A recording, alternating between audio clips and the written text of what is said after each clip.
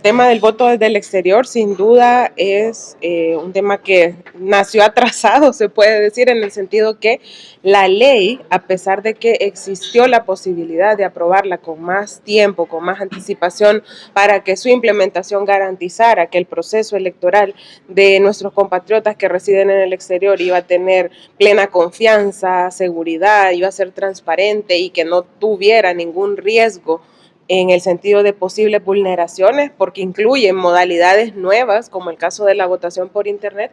Eso no fue así, o sea, por eso digo que desde el inicio ya tenía un atraso esta ley, porque fue hasta octubre de 2022, a pesar que en el 2021 ya había otra ley aprobada, que se sale, digamos, de ese tema desde la Asamblea Legislativa y el Tribunal Supremo Electoral, ya contra el tiempo, empieza también otra serie de actividades referentes a ello, incluyendo la contratación de la empresa responsable para la elaboración del aplicativo de la votación por Internet y también de toda la logística que implica la votación por internet, pero también la votación electrónica presencial, que hasta esta fecha hay que tener claro, no ha habido pruebas, al menos simulacros que sean de conocimiento público, suficientes para quitar cualquier duda o incertidumbre que pueda señalarse en torno a los riesgos que hay de hackeos. Es que miren, no es algo que lo saquemos nosotros debajo de la manga o que nos lo inventemos.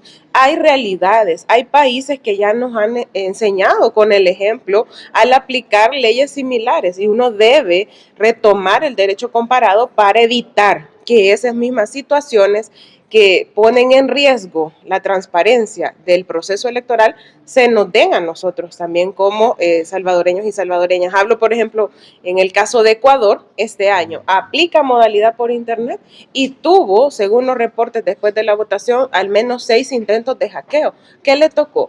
Eliminar y anular la votación desde el exterior, por eso, porque no había certeza de que los datos reflejaran la voluntad popular de la gente expresada el día de la elección.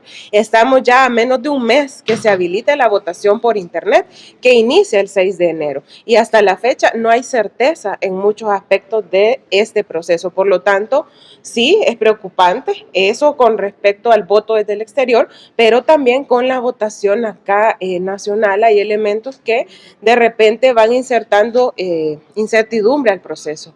Nada menos algo aprobado esta semana en la plenaria que tiene que ver con la habilitación de la votación con DUI vencidos. Yo debo ser clara. El voto en abstención nuestro tiene a la base, al menos el mío, la coherencia de otros momentos. ¿Por qué?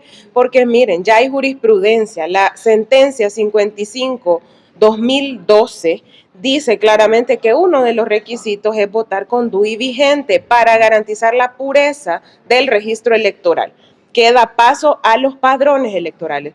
Claro que la gente tiene derecho a hacerlo y hay criterios o requisitos que cumplir y la ley es clara en eso, no hay donde perderse. Y es importante señalar también, y lo decía yo en el pleno legislativo, que si la intención es ayudarle a la gente porque no puede renovar su DUI, deberían haber subsidiado la renovación. Eso ya ha sido posible en otros gobiernos, con nosotros específicamente en el segundo periodo se hizo y con el afán de ayudarle a la población, que hoy por hoy es la que está viendo golpeada su economía por el alza del costo de la vida, porque el DUI no solo sirve para votar. Por eso el, digamos, enfoque que se le da por parte de Nuevas Ideas a este tema es electorero, no es realmente por garantizarle los derechos a la población, porque aquella que no ha podido renovar el DUI no lo hace porque no tiene para pagar. Entonces, que le ayuden, porque además con eso se va a identificar en otros trámites que le exigen la vigencia.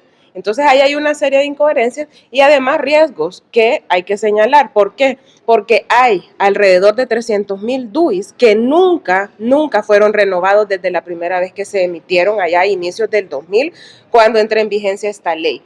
¿Quiénes son esas personas? Si tengamos en cuenta que hay gente que no tiene respaldo de partida de nacimiento en su DUI, hay gente que lo que tuvo en su momento fue cédula de identidad y eso sirvió como respaldo.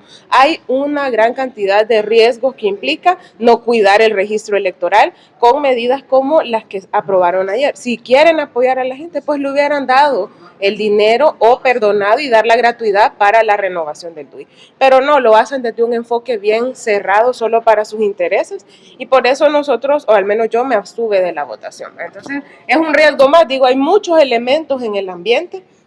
Sin embargo, seguimos alzando la voz exigiéndole al Tribunal Supremo Electoral que cumpla su rol de garante como máxima autoridad electoral, como árbitro electoral, apegándose a su mandato, a lo que la ley le dice que debe hacer, cumpliendo la ley. Eso es lo que se pide, que garantice condiciones de equidad a todos los que estamos participando en este proceso electoral.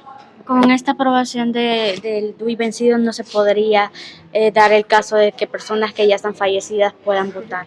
Es que es a lo que me refiero. Uno de los puntos medulares que debe cuidarse en un proceso electoral es la conformación primero del registro electoral, que se alimenta de la base del RNPN, es decir, de todos estos DUIs emitidos, que obviamente se pide la vigencia porque eso permite la actualización del registro. Ahí pueden aparecer, miren, si no hay un proceso real de depuración del registro, si no se actualiza con las partidas de defunción, con la pérdida de derechos, porque hay también ciudadanos que lo pierden bajo ciertos casos, ¿verdad?, particulares, o casos en los que no se sabe quiénes son los dueños de ese DUI, si no lo han renovado nunca, ¿por qué? Hay que recordar también que en el pasado se señaló la posibilidad de que se entregó DUIs a extranjeros, a hondureños, a nicaragüenses, incluso hubo situaciones en día de elecciones donde se localizaron personas de otros países con documento único de identidad, esto previo al 2009. Por lo tanto, no está el país para estar metiendo más ruido a un proceso electoral que de por sí ya tiene muchas incertezas y muchas inseguridades por decisiones como esa. Si a la gente se le quiere ayudar, pues hay otros mecanismos y no solamente para que vote, sino que para que tenga un documento para identificarse que esté vigente. En el banco te lo piden así, en otros lados siempre te van a pedir documento vigente.